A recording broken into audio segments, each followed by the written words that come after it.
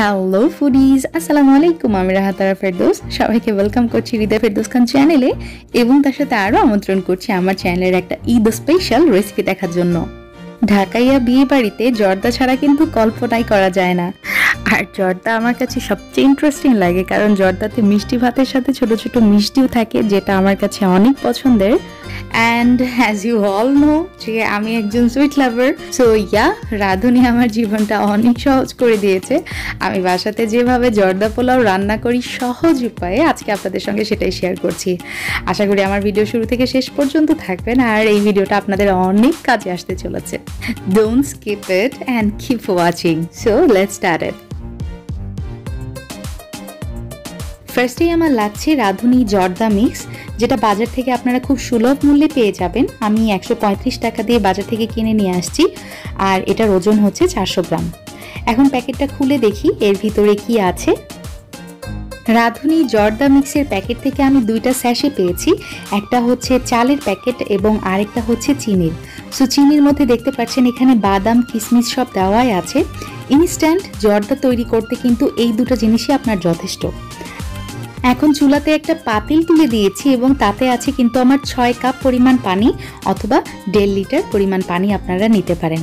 খুব সুন্দরভাবে পানিতে বলক চলে আসছে আর এখন আমি এই চালের প্যাকেটটা কেটে আমি পানিতে সিদ্ধ করে নিচ্ছি।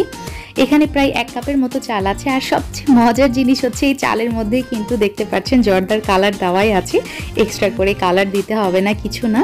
সো এই চালটা হাফ আমি সিদ্ধ করে নিচ্ছি। 3 থেকে 4 মিনিটের মতো জাল করার পর একটু চেক করছি যে আমার চালটা সিদ্ধ হয়েছে কিনা। ভাতের মধ্যে একটু মাঝি আছে, একটু সাদা কালার দেখতে পাচ্ছেন। সো আমার চালটা কিন্তু হয়ে গেছে। এখন একটা স্ট্রেনারে আমি পানিগুলো ঝরিয়ে নিচ্ছি। চাল থেকে পানিটা ঝরে যাওয়ার সাথে সাথে একটা চামচ দিয়ে আপনারা এভাবে রাইসটা ছড়িয়ে দিবেন, তারপরে ফ্যানের নিচে রাখবেন যতক্ষণ না পর্যন্ত রাইসটা ঠান্ডা হচ্ছে। এমনই কতগুলো ছোট ছোট টিপস ফলো করলে আমার মতো আপনাদের জর্দা হবে একদম পারফেক্ট এবং ঝরঝরে। আচ্ছা, এখন একটা ননস্টিকের প্যান চুলাতে বসিয়ে দিয়েছি এবং তাতে নিয়ে নিচ্ছি 1 টেবিল চামচ পরিমাণ ঘি। ঘিটা সামান্য গলে আসলে দিয়ে দিচ্ছি 2টা তেজপাতা, 2 টুকরা দারচিনি এবং 2টা এলাচ। আপনারা চাইলে এলাচটা স্কিপ করতে পারেন কারণ চিনির প্যাকেটে কিন্তু এলাচটা দেওয়াই থাকে। কিছুক্ষণ ভেজে নিচ্ছি খুব সুন্দর একটা অ্যারোমা আসা পর্যন্ত। এখানে রয়েছে চিনির প্যাকেটটা। সো এখন এই চিনির প্যাকেটটা আমি সম্পূর্ণই কড়াইয়ের মধ্যে দিয়ে দিচ্ছি। এখানে কিন্তু কিশমিশ বাদাম তারপরে গরম মশলা দেওয়াই থাকে। এখন এই চিনির মধ্যে আমি অ্যাড করে দিচ্ছি 1 টেবিল চামচ পরিমাণ এখানে রয়েছে পানি। পানি না দিলে কিন্তু চিনিটা গলবে না, আপনারা কড়াইয়ে যতই নাড়াচাড়া করেন বা যাই করুন। আর গলবে হ্যাঁ, তবে এটা একটু ক্যারামেলাইজড হয়ে যাবে। সো আমরা কিন্তু চিনির এখানে ক্যারামেল চাচ্ছি না। যাই হোক, চিনিটা একটু গলে গেলেই আমরা দিয়ে দিচ্ছি এখানে রাইস, যেটা আগে থেকেই আমরা সিদ্ধ করে ফ্যানের নিচে ঠান্ডা করে নিয়েছি। দেখতেই পাচ্ছেন চালটা কি সুন্দর ঝরঝরে হয়ে গেছে, একদম দানা বেঁধে নেই কিছু না। আমি সবটুকু রাইসই কিন্তু এই চিনির মধ্যে দিয়ে দিচ্ছি। চিনির সাথে জর্দার রাইসটা মেলানোর সাথে সাথেই দেখতে পারবেন চিনি থেকে কিন্তু পানি ছেড়ে দিবে। ভয় পাওয়ার কিছুই নেই, এই চিনির পানিতেই কিন্তু জর্দার রাইসটা বাদবাকি সিদ্ধ হয়ে যাবে। সো নাড়াচাড়ার পর আমি দিয়ে দিচ্ছি 1 ফালি লেবুর রস। এখানে 1 টেবিল চামচ পরিমাণ লেবুর রস আমার আছে। আপনারা চাইলে এই পর্যায়ে কমলার রসও কিন্তু ব্যবহার করতে পারেন, পরিমাণটা কিন্তু সেম থাকবে। আর এখন দিয়ে দিচ্ছি লেবুর গায়ের সবুজ অংশ, এটাকে লেমন রাইন্ড বলে। সামান্য পরিমাণ দিয়ে দিচ্ছি খুব সুন্দর একটা স্মেলের জন্য বা ফ্লেভারের জন্য। সবগুলো উপকরণ জর্দা পোলাওয়ে আমার অ্যাড করা কিন্তু শেষ। এখন একটু নাড়াচাড়া করে কভার করে রাখবো ঢাকনা দিয়ে 15 মিনিটের জন্য, চুলার একদম লো আছে।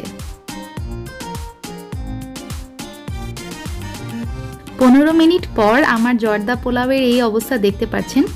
সো একটু নাড়াচাড়া করে নিয়ে এই পর্যায়ে অ্যাড করে দিচ্ছি 1 টেবিল চামচ পরিমাণ গুঁড়া দুধ আর কিছু ড্রাই ফ্রুটস। এটা কিন্তু অপশনাল, আপনারা চাইলে ইউজ করতেও পারেন নাও করতে পারেন। জর্দা পোলাওয়ের টেস্ট আরেকটু বাড়ানোর জন্য আমি এটা ইউজ করছি। এখন নামানোর আগে দিয়ে দিচ্ছি এখানে রয়েছে 1 টেবিল চামচ পরিমাণ ঘি। এখানে কিন্তু আর কেওড়া জল ইউজ করতে যাবেন না কারণ এখানে অলরেডি কেওড়া জলের ফ্লেভার দেওয়াই আছে। সবগুলো উপকরণ দিয়ে খুব ভালোভাবে মিলিয়ে নিচ্ছি।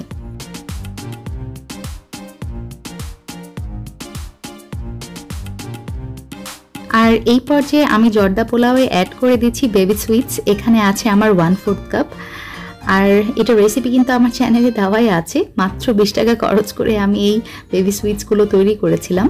সো আমার চ্যানেলে কিন্তু এটা রেসিপি দেওয়াই আছে, আপনারা চাইলে ফলো করতে পারেন, অথবা আমি ডেসক্রিপশন বক্সে লিঙ্কটা দিয়ে দিব।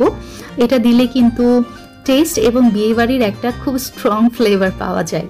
ওয়েল, এটাও কিন্তু অপশনাল, আপনারা চাইলে ইউজ করতেও পারেন, নাও করতে পারেন। একটু নাড়াচাড়া করে এখন আমি ঢাকনা দিয়ে রেখে দিব 5 মিনিটের জন্য। ও হ্যাঁ, চুলার আঁচটা কিন্তু একদম লো হিটে থাকবে। কি যে নাইস একটা ফ্লেভার বেরিয়েছে ভিউয়ার্স, আপনাদেরকে আমি বলে বোঝাতে পারছি না। বাসায় এই ঈদে যখন জর্দা পোলাওটা রান্না করবেন তখনই বুঝতে পারবেন যে এটা কতটা স্পেশাল হয়েছে। আমাদের বাসার সবাই এই জর্দা পোলাওটা অনেক পছন্দ করেছে। ঈদকে আরও স্পেশাল বানাতে রাঁধুনির জর্দা মিক্সটা আপনারা বাসায় ট্রাই করতে পারেন। Trust me, it's really worth the money.